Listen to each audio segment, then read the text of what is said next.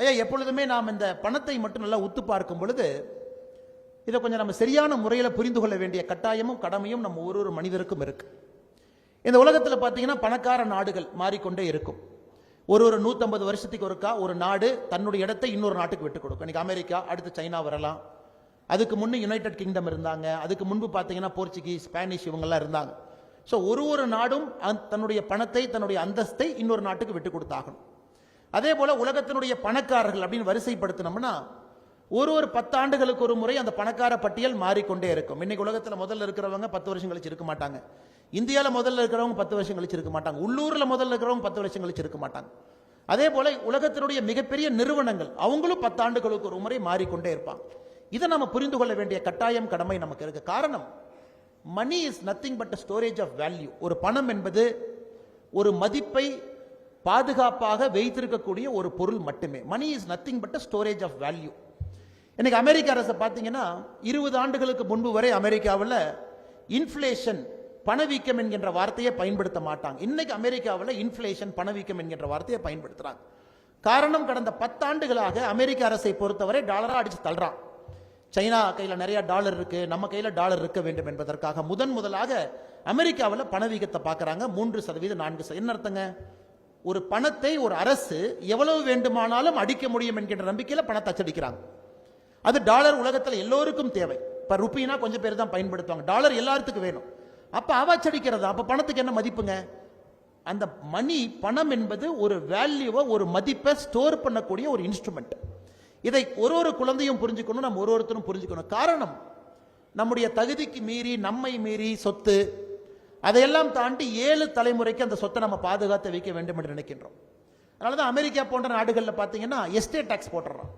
தந்தை ரொம்ப வெல்தியாக, ஒரு பணக்காரனாக அப்பா இருந்தாங்கன்னா, அப்பா இறந்த பிறகு பையனுக்கோ குழந்தைக்கோ அது வரும் பொழுது நேரடியாக 50% வரி அந்த சொத்தின் மீது அரசு விதிச்சிடறாங்க. ஏன் அமெரிக்காவில் அதை பண்றாங்கன்னா, தொடர்ந்து பணக்காரர்கள் இருக்கக்கூடாது என்கின்ற விதத்திற்காக எஸ்டேட் டாக்ஸை போடுறாங்க. அப்ப அப்பாட்ட 100 ரூபா இருக்கு, 100 கோடி இருக்கு. அப்பா இறந்த பிறகு அந்த 100 கோடி அப்படியே பையனுக்கும் பொண்ணுக்கும் போகக்கூடாது. ஏன்னா பையனுக்கும் பொண்ணுக்கும் போச்சுன்னா அவங்க 100 கோடியில் ஆரம்பிக்கிறாங்க. அது அப்படியே அடுத்த பையன் பொண்ணுக்கு போச்சுன்னா அவங்க 100 கோடியில் ஆரம்பிக்கிறாங்க. அப்ப கிராமப்புறத்திலிருந்து, நடுத்தர குடும்பத்திலிருந்து யாராச்சும் ஒருத்தர் வந்து படிச்சு மேல வரணும்னா அந்த ஓட்டப்பந்தயத்தில் அவர்களால் ஓட முடியாது என்பதற்காக ஒரு கேபிட்டலிஸ்ட் நாடாக இருந்தாலும் கூட, பணக்கார நாடாக இருந்தாலும் கூட, பணத்துக்கு அதிக மதிப்பு கொடுக்கக்கூடிய நாடாக இருந்தாலும் கூட, அமெரிக்காவை பொறுத்தவரை நேரடியாக ஒரு பெற்றோர் இறந்த பிறகு அந்த சொத்து பையனுக்கோ பொண்ணுக்கோ வரணும்னா 50% அரசு எடுத்துக்கிறாங்க. யோசிச்சு பாருங்க, இந்தியாவில் இது நடந்ததுன்னா என்ன ஆகும் யோசிச்சு பாருங்க. 50% எஸ்டேட் டாக்ஸ், மிச்சம் 50% தான் குழந்தைக்கு வருது. ஏன்னா பொருளாதார ஆய்வு என்ன சொல்லுதுனாங்க, உலகத்தில் ஒரு குழந்தை ஒரே ஹாஸ்பிட்டல்ல ஒரு 2 குழந்தை பிறக்குது ஒரே நாள்ல.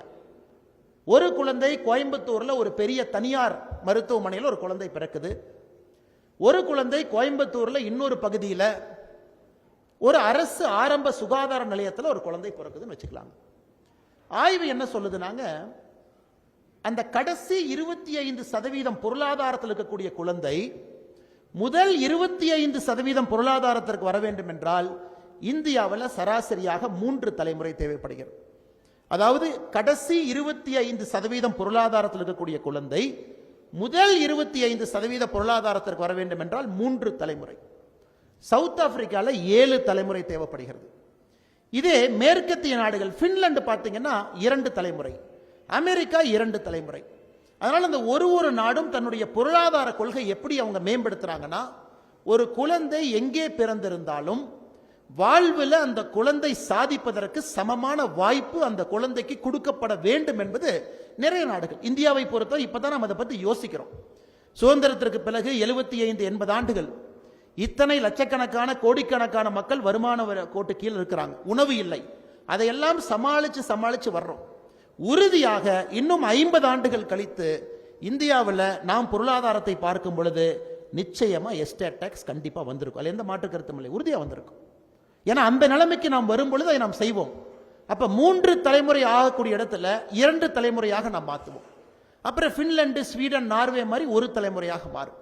இதை புரிந்து கொள்ள வேண்டிய கட்டாயம் நமக்கு இருக்கு. ஏன்னாங்க, நான் ஒன்றும் பெரிய பணக்காரன் இல்லை. இங்க இருக்கக்கூடிய நாம் நிறைய பேர் நடுத்தர வாழ்க்கை வாழ்றோம்.